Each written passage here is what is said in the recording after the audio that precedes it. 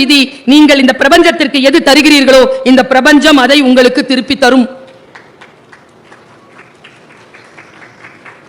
ரொம்ப சிம்பிளா சொல்லணும்னா ரொம்ப சிம்பிள். நீ எதை தேடுகிறாயோ அது உன்னை தேடுகிறது. இதை நான் ஒரு 17-18 வயசு பசங்க இருக்கிற காலேஜில் சொல்லிட்டேன். ஒருத்தன் எழுந்து கேட்குறான், மேடம் இன்னொரு வாட்டி சொல்லு. நீ எதை தேடுகிறாயோ அது உன்னை தேடுகிறது. நிஜமாவா மேடம்? நம்பலாமா? டே டே நான் அதை சொல்லலடா. நீங்கள் பயத்தை தேடுகிறீர்களா? பயம் உங்களை தேடும். நீங்கள் மரணத்தை தேடுகிறீர்களா? மரணம் உங்களை தேடும். கீழே விழுந்துருவீங்க.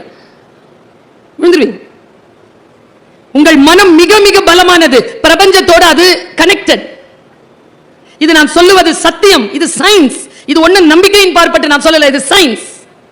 இன்றைக்கு நான் சொல்லுகிறேன், நீங்கள் வீடுகளில் போய் உங்களுடைய மனதளவில் ஆழத்தில் நீங்கள் எந்த உயரத்தை எட்ட விரும்புகிறீர்களோ அந்த உயரத்தில் உட்கார்ந்து இருப்பது போல் காட்சி செய்து பாருங்கள், பார்ப்போம். வரவே வராது. திட்டம் இருந்தா வரும், டிட்டர்மினேஷன் இருந்தா வரும்.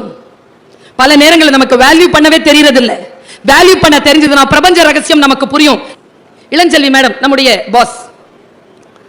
நான் கடலூர் வந்துட்டு இருந்தேன், பர்ஸை தொலைச்சிட்டேன். நான் இளஞ்செல்வி மேடம் கிட்ட வந்து சொல்றேன், மேடம் பர்ஸை காணோம் மேடம். மேடம் என்ன கேட்பாங்க? எங்க தொலைச்சிங்க? பஸ்ல மேடம். எந்த பஸ்ல? கிளாம் பக்கத்துல இருந்து ஏறின மேடம், தொலைச்சிட்டேன் மேடம். அடுத்து என்ன கேட்பாங்க? தென்னீங்களா? தென்ன மேடம். கிடைக்கல. ஓன அழுறேன். இவ்வளோ பெரிய பேராசிரியர் அழறதை பார்த்து ஒரே கேள்வி கேட்டாங்க, உள்ள என்னதான் இருந்துச்சு மேடம்? நான் சொல்றேன் 30 ரூபாய். இளஞ்செல்வி மேடம் என்ன சொல்வீங்க? என்ன சொல்வீங்க? போனா பர்சு 3 லட்சம் ரூபா. புருஷனால என்ன கிடைக்கும்? புருஷன் 3 லட்சம் ரூபாய், அவன் கொண்டு வந்து கொடுக்கறதெல்லாம் 30 ரூபா. மனைவி என்ன கிடைக்கும்? அது 3 ரூபா தான், அவன் 30 லட்சம். வேல்யூ வேல்யூ தெரியலனா பிரபஞ்சத்துக்கிட்ட எப்படி கனெக்டடா இருப்பீங்க? பிரபஞ்சத்தோடு கனெக்டடா நீங்க எது கொடுக்குறீங்களோ பிரபஞ்சம் உங்களுக்கு அதை திருப்பி தரும். உதாரணத்துக்கு சொல்லுகிறேன், தவறுகள் செய்யாமல் உங்களை நீங்களே காப்பாற்றிக் கொள்ளுங்கள். குற்றங்கள் இழைத்து விடாதீர்கள். 2 விஷயத்துல வெல்பீங்கா இருங்க. ஒன்னு மெடிக்கல், இன்னும் ஒன்று லீகல். லீகல் அண்ட் மெடிக்கல் 2 விஷயத்திலே வெல்பீயிங்கா இருக்கிறவன் மனித வடிவில் தெய்வமாக வாழ்ந்து விட்டு போகிறான். சட்டத்தின் முன்னால் குற்றவாளிகளாக இருக்காதீர்கள். உடல் உயிரியலுக்கு எந்த குற்றத்தையும் ஏற்படுத்தி விடாதீர்கள். சுய மற்றும் சமூக ஒழுக்கம். தவறு செய்தால் என்ன நடக்கும் தெரியுமா?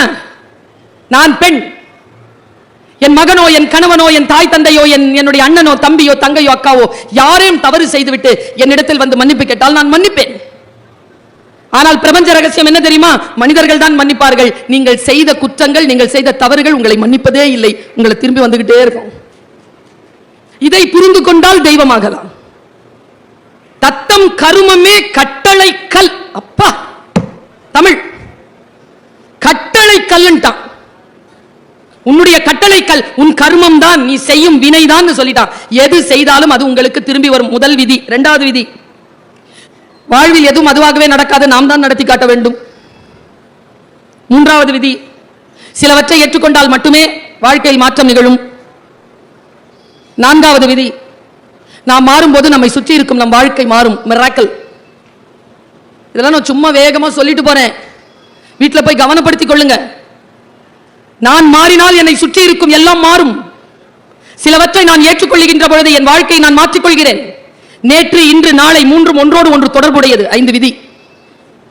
இந்த 5 விதிகளை பின்பற்றுகின்றவர்கள் வாழ்க்கையில் சில பல உயரங்களை எட்டி விடுகிறார்கள். நான் ரொம்ப பயமுறுத்துறதுக்காக சொல்லல. இன்றைக்கு நான் முதியவர்களை பார்க்கிறேன், இளைஞர்களை பார்க்கிறேன், பெண்களை பார்க்கிறேன். அவர்கள் தவிப்பை உணர்ந்த காரணத்தினால் இதை சொல்கிறேன். ஜெனரேஷன் மாறுது. என் காலத்துல, என் வயசுல இருக்கிறவங்க 45 வயதை கடந்தவர்கள் இங்க இருந்தீங்கன்னா ஒரு விஷயம் தெரியும் உங்களுக்கு. 3rd இயர் கிட்ட பேசுறதுக்கு ஃபர்ஸ்ட் இயர் நம்ம ஏங்குவோம் சார். இன்னைக்கு காலேஜ்ல நான் டீச்சரா இருக்கேன். ஃபர்ஸ்ட் இயர் கிட்ட பேசுறதுக்கு 3rd இயர் ஏங்குது.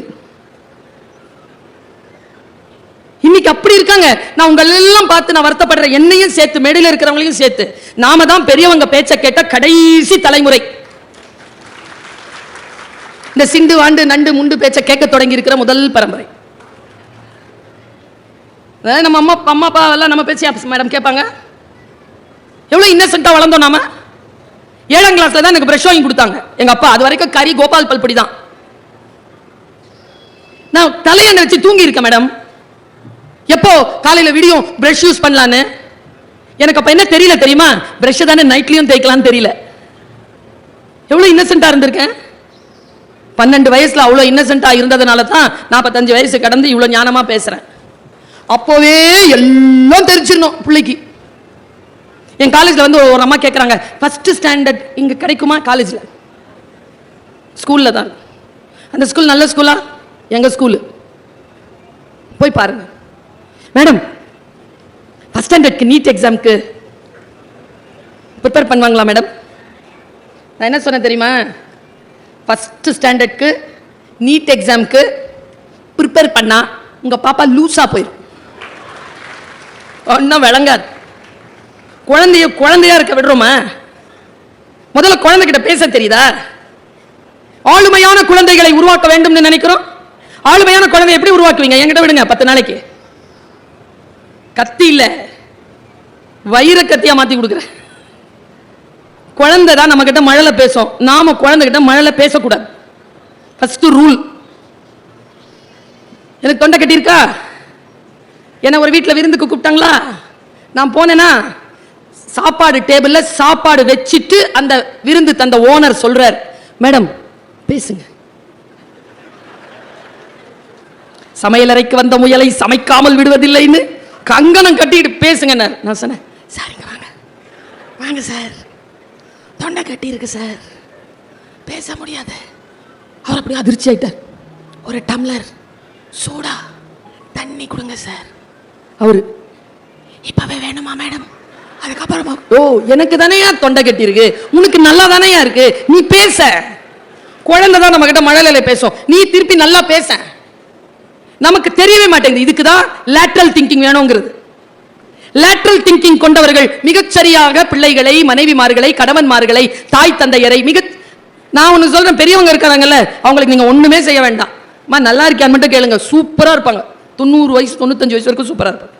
நல்லா இருக்கியான்னு கேட்கணும். நான் அப்புறமா பேசுறேன். வெய், சாப்பிட்டியாமா? தலைவலிக்குதா? சொன்னியாமே தலைவலிக்குதுன்னு டாக்டர் கிட்ட போலாம். நீ கூட்டே போக வேண்டாம், போலான்னு சொல்லு, தலைவலி சரியாய். மொழி தெரிய வேண்டும் நமக்கு. மற்றவர்களிடத்தில் பேசுகின்ற பொழுது மொழி தெரிய வேண்டும் என்பதற்காக சொல்லுகிறேன். நமக்கு நம்முடன் பணியாற்றுகின்றவர்கள், நம்முடன் வாழக்கூடியவர்கள் எப்படியானவர்கள் என்கின்ற அறிவும் தெளிவும் இருக்கக்கூடியவர்கள் அவர்கள் மத்தியில் மிகச் சிறப்பானவர்களாக இருக்கிறாங்க. 2 உதாரணத்தை சொல்றேன். தண்ணி தெளிவா இருந்தா முகம் தெரியுதா? கொதிக்கிற தண்ணியில முகம் தெரியுமா? மனம் கொதிநிலையில் இருந்தால் உங்கள் முகம் யாருக்கும் தெரியாது, நினைவிலேயே இருக்காது. கொதிநிலையில் இல்லாமல் இருங்கள். என் காலேஜ்ல ஃபர்ஸ்ட் இயர் ஹிஸ்டரி படிக்கிற பொண்ணு குறிஞ்சி பாட்டு நடத்திட்டு இருந்தேன். குறிஞ்சி மலை சார்ந்த இடம். கூடுதலும் கூடல் நிமித்தமும் பிள்ளைங்களுக்கு விளங்குற மாதிரி சொல்றது சொன்னேன். கல்யாணம் பண்ணா எங்கடா போவீங்க ஃபர்ஸ்ட்னு கேட்டேன். ஆன்சர் தேன் நிலவு மலை அப்படி வரோன்னு நினைச்சேன்பா. எழுந்திருச்சு பதில் சொல்லிச்சு, தனி கொடுத்தணும் மேடம். எங்க ஒத்த புள்ள பெற்று வச்சிருக்கிறேங்க நானு, பையங்க. மனம் எப்படி இருக்கு பாருங்க. நான் ஒண்ணு சொல்றேன், ஏன் மலைக்கு போகிறோம்? மலை அமைதியாகவும் சாந்தமாகவும் குளிர்ச்சியாகவும் இருக்கிறது. மலை தேடி போகிறோம். நாமும் அமைதியாகவும் குளிர்ச்சியாகவும் இருந்தால் எல்லோரும் நம்மை தேடி வருவார். இது வாழ்வின் ரகசியம். பல நேரங்களில் நமக்கு இது புரிவதே இல்லை. இப்படி சொல்கிறேன், தெய்வமாக தெய்வ நிலை என்பது அழியா நிலை, அழியா புகழ். பாரதிக்கு ஏன் அழியா புகழ்? என்ன வித்தியாசம்? கம்பனுக்கு ஏன் அழியா புகழ்? வள்ளுவருக்கு ஏன் அழியா புகழ்? இவர்கள் எல்லாம் ஏன் அழியா புகழ் பெற்றார்கள்? ஏன் இளங்கோவுக்கு அழியா புகழ்? பாரதி இந்த நாட்டை சொல்லுகின்ற பொழுது ஏன் இப்படி சொல்லிவிட்டு போனான்? கல்வி சிறந்த தமிழ்நாடு, புகழ் கம்பன் பிறந்த தமிழ்நாடு, சிலப்பதிகாரம் என்னும் ஓர் மணியாரம் படைத்த தமிழ்நாடு, வள்ளுவன் தன்னை உலகிற்கே தந்து வான் புகழ் கொண்ட தமிழ்நாடு இவர்களை சொன்னான். கருத்தியல் தானேங்க பாரதியின் கருத்தியல். நீங்க எல்லாம் பாரதி எப்படி புரிஞ்சு வச்சிருக்கீங்கன்னு எனக்கு தெரியாது. நான் பாரதியை நினைச்சாலே என் மனசெல்லாம் அப்படி ஊறிடுதுங்க. இப்படி நினைப்பானா ஒருவன்? இப்படியா நினைச்சிருக்கிறேன்? நீ அவனுடைய ஒரே ஒரு பாட்டு போதுங்க நம்ம எல்லோரும் அவனை கொண்டாடுவதற்கு. உங்களில் யாரேனும் அந்த மனநிலையில் இருந்தால் உங்களையும் இந்த பிரபஞ்சம் கொண்டாடும். அவன் சொல்றான் ஒரு பாட்டுல, பேசா பொருளை பேச நான் துணிந்தேன், யாரும் பேசாத பொருளாம், அவன் பேச துணிறான். கேட்கா வரத்தை கேட்க நான் துணிந்தேன். என் ஜன்மத்திலேயே எனக்கு முன்னும் சரி எனக்கு பின்னும் சரி யாரும் கேட்க முடியாத வரத்தை இதோ சக்தி உன்னிடத்தில் கேட்கிறேன். யோக சித்தி, யோக சித்தியில கேட்கிறான். பேசா பொருளை பேச நான் துணிந்தேன், கேட்கா வரத்தை கேட்க நான் துணிந்தேன். அப்படி என்ன கேட்டுட்ட நீ கடவுள் கிட்ட? மண். நல்ல கூர்ந்து கவனிங்க. சாமானியர்களுக்கும் உயர்ந்தவர்களுக்கும் இருக்கிற வித்தியாசத்தை சொல்றேன், நூல் இழையில சொல்றேன். அதனால தாங்க கையில வச்சிருக்கக்கூடிய அந்த புத்தகத்துக்கு நூல்னு பேரு. ஒரு மெல்லிய விஷயம் தாங்க. மாறிடுச்சுன்னு வச்சுக்காங்க. பற்றிய குளத்தில் மழை பெய்தவுடன் மீன்கள் மிதக்கின்றனங்க. 3 நாள்ல மீன்கள் நீந்துது. எப்படி? மழை போட்டுச்சா மீன்? கிடையாது. பற்றிய குளத்தில் மீன்கள் தான் செத்து போகும். மீன் முட்டைகள் மண்ணிற்கடியில் உயிரோடு இருக்கும். மழை பெய்தவுடன் துளிர்த்து எழுந்து வந்து நீந்தும். மீன் முட்டையின் மீது மழை துளி போல் சொல்லுகிறாங்க அவன். நான் உயிர் தெழுகிறேன். பேசா பொருளை பேச நான் துணிந்தேன், கேட்கா வரத்தை கேட்க நான் துணிந்தேன்.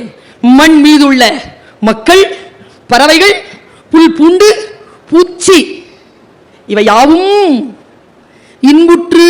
நீங்களும் அவனும் ஒண்ணு, நான் அவனும் ஒண்ணு. என் வினையால் இடும்பை தீர்ந்து அன்புடனே இயைந்து இன்புற்று வாழ வழி செய்ய வேண்டும் தேவதேவா. அவங்க எல்லாம் சந்தோஷமா இருக்கணும்னு சொல்லல, நான் ஏதாவது செய்யணும், அதுல அதுங்க சந்தோஷமா இருக்கணும். எங்க பிரிகிறாங்க இவங்க? நூல் இழையில் பிரிகிறார்கள். சிந்தனை நூல் இழையில் பிரிகிறது. என்னுடைய தந்தையார் அல்லாமா இக்பாலினுடைய ஒரு கவிதையை அடிக்கடி எனக்கு சொல்லுவார். வயது போக போகத்தான் விஷயங்கள் புரிகின்றன. சிறிய வயதில் புரியவே இல்லை. மனனம் செய்து பேசிவிட்டோம். பேசியதெல்லாம் ஞாபகம் வருது. அதற்குள்ளே இருக்கக்கூடிய ஆழங்கால் படுகின்ற பொழுது கதவுகள் விரிகின்றன. खुदी को कर बुलंद इतना हर तकदीर से पहले खुदा अपने बंदे से खुद पूछे बता तेरी रजा क्या है. என்ன அர்த்தம் தெரியுமா? ஏ பக்தனே, மனசு ஆழமா உள்வாங்கிட்டு போங்க. ஏ பக்தனே, உன்னை நீயே எந்த அளவிற்கு உயர்த்தி வை என்றால், விஸ்வரூபம் காட்டு என்றால், உன் விதியை எழுதுகின்ற இறைவன் உன்னிடத்தில் வந்து கேட்க வேண்டும். சொல் பக்தனே, உன் விதியை நான் இனிமேல் எப்படி எழுத? அவன் எழுதக்கூடாதான், நீ இப்படித்தான் எழுதணும்னு நாம விஸ்வரூபம் எழுந்து நிக்கணுமா? நிக்க முடியும்ங்கிறான் அல்லாமா இக்பால். எல்லாம் விதி.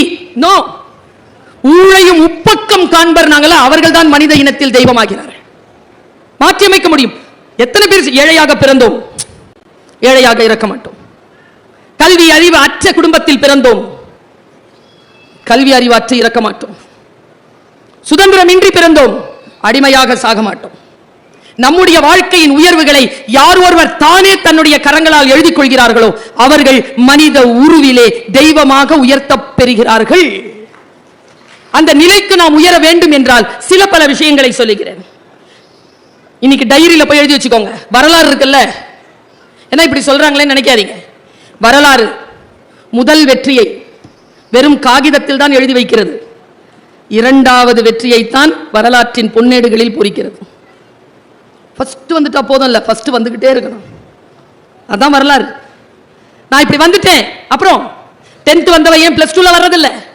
கொண்டாடி தீத்துறோம். Turn as a responsibility. வெற்றியை பொறுப்பாக மாற்றிக் கொள்ளுகின்றவர்கள் சாதனையாளர்களாக உயர்கிறார்கள். நான் குழந்தைகளுக்கு சொல்லுவேன், சாதனையாளர்கள் யார்? தவறே செய்யாதவர்களா? கிடையாது. ஒரே தவறை திரும்ப செய்யாதவர்கள். எல்லாம் தப்பு செஞ்சவன் தான், ஒரே தப்பை திரும்ப செய்ய மாட்டான். அவன் சாதனையாளராக இருக்கிறான். நான் இப்படி யோசித்து பார்க்கிறேன், நம்முடைய வாழ்க்கை நமக்கு எத்தகைய வாய்ப்புகளை, சிந்தனைகளை தருகிறது. நான் இத ஒரு 4-5 கூட்டத்தில் எனக்கு தெரிந்து நான் மிக உணர்ச்சியப்பட்டு சொல்வது உண்டு.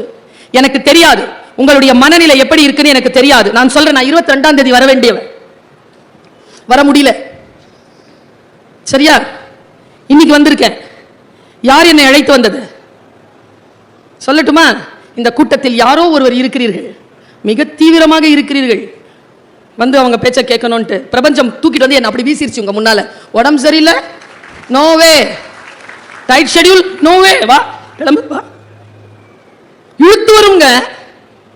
நான் உண்மையை சொல்றேன், இழுத்து வரும். ஆனா அது நமக்கு புரியுற சக்தி இருக்கணுமே. கொஞ்சம் அந்த அவுட் ஆஃப் த பாக்ஸ், கொஞ்சம் வெளியில வாங்க பாப்போம். பெண்களுக்கு சொல்றேன், சார் வருத்தப்படுவார், இந்த அம்மாவை கூட்டு வராம இருந்திருக்கலாமோ. ஏன் 50 வயசுக்கு மேல கண்கள்ல நிரந்தர சோகமும் நிரந்தர கோபமும் வருது பெண்களுக்கு? ஏனென்றால் செய்ய விரும்பாததையெல்லாம் செய்து கொண்டே இருக்கிறீர்கள். அவங்க கிட்ட கேட்டு பாருங்களேன், நான் இல்லைன்னா எதுவுமே நடக்காது மேடம். ரகசியம் சொல்லவா? கம்முன்னு எல்லாம் நடக்கும். எல்லாவற்றையும் போட்டு சுமந்து கொள்ளாது. உங்களுடைய உடல் நலம், உங்கள் கணவனுக்கும் உங்கள் குழந்தைக்கும் நீங்கள் தருகின்ற ஆகப்பெரிய பரிசு பெண்களே உங்கள் ஆரோக்கியம் தான் என்பதனை எப்பொழுது நீங்கள் புரிந்து கொள்வீர்களோ அப்பொழுது உங்கள் குடும்பத்திற்கு you are become an asset. சொத்தாக மாறுகிறீர்கள். லயபிலிட்டியா இல்ல. லயபிலிட்டியா இல்லாம இருக்கணும்னா உங்களை நீங்கள் பார்த்துக் கொள்ள வேண்டும். உங்களை நீங்கள் பார்த்துக் கொள்வது குற்றம் இல்லை. முதல்ல இந்த நினைப்புல இருந்து வெளியில வாங்க. என்னை நானே பார்த்துக் கொள்வது குற்றம் என்கின்ற நிலையிலிருந்து வெளியில வாங்க. கொலை எப்படி குற்றமோ தற்கொலையும் அவ்வளவு பெரிய குற்றம் தான். நம்மை நாமே பாதுகாத்துக் கொள்கிறோமா? பார்த்துக் கொள்கிறோமா? சொற்களை எப்படி புரிஞ்சுக்கிறதுன்னு சொல்றேன். நேரடியா புரிஞ்சுக்க முடியாது. நான் இப்படி சொல்லவா? நீங்கள் எதையோ தேடி வந்திருப்பீர்கள். உங்களுடைய ஞானம், உங்களுடைய மனநிலை சரியா கனெக்ட் ஆச்சுன்னா தேடி வந்ததை விட சிறப்பானதை பெற்றுக்கொள்வீர்கள். இதுதான் விஷயமே. உங்களுடைய பாத்திரம் பெருசா இருக்கணுமே, பாத்திரம் சரியா இருக்கணுமே. மழை பெய்து பாத்திரத்தில் நிறைச்சுக்கிறீங்க, கடலும் ஆறும் கிணறும் நிரம்பிக் கொண்டிருக்கிறது, பாத்திரம் பெருசு. பாத்திரம் எவ்வளவு இருக்கு அவ்வளவுதானே நிறையும். பாத்திரத்தை எப்படி பெரிதாக்கிக் கொள்வது? பாத்திரத்தை பெரிதாக்கிக் கொள்ளக்கூடிய ஒரு சிந்தனை சொல்லவா? ஒரு சிந்தனை சொல்றேன். என் வாழ்க்கையில் நான் மறுபடியும் நினைத்து விடவே கூடாது அப்படின்னு நினைக்கிற ஒரு விஷச்சொல் உள்ளே மறைந்திருக்கு. நான் இப்ப சொல்ல போற விஷயத்துல ஒரு விஷச்சொல் மறைந்திருக்கு. அதை நினைக்கின்ற பொழுதெல்லாம் நான் வாடுகிறேன். ஆனால் என் மக்களின் மீது நான் பேரன்பு கொண்ட காரணத்தினால் அந்த விஷத்தை ஒவ்வொரு துளியாக ஒவ்வொரு நேரத்திலும் விழுங்குகிறேன். 1997 முதல்ல வெளிநாட்டுக்கு என்ன பேச கூப்பிடுறாங்க. 9 மணிக்கு பிளைட், மலேசியன் ஏர்லைன்ஸ். மீசாப்பேட்டையில கிளம்புறேன். கையில பெட்டி, காலில் ஷூ மாட்டினேன். பெட்டி எடுத்துட்டு அப்படி போறேன். எங்க அம்மா அப்படி நிறுத்துச்சு என்ன. சுல்தானா உள்ள அப்பா, ஏற்கனவே அப்பாட்ட எல்லாம் போய் காலில் விழுந்தெல்லாம் துவா வாங்கிட்டேன். போன்றார் அப்பா. நான் இங்க நிக்கிறேன்னா அது காரணம் எங்க அப்பா தான். சாம மனுஷன், சூப்பர் சூப்பர். எங்க அண்ணன் ஒரு நாள் நான் என்னமோ ஒரு தப்பு பண்ணிட்டேன். என்ன தப்பு? அண்ணனோட அண்ணன் போன் வருது. வெளியில நின்று சோடா குடிச்சிட்டேன் பெட்டி கடையில். வீட்டில் வந்து எங்கள் அண்ணன் வந்து புக்கு பேப்பரு எல்லாம் தூக்கி போட்டு கிருஷ்ணாயில் போட வந்துட்டார். கிருஷ்ணாயில்லாம் தெரியும்ல, மண்ணெண்ணெய். கிருஷ்ணா ஆயில் என் பேர் அது ப்ளூவாக இருக்கும், அதனால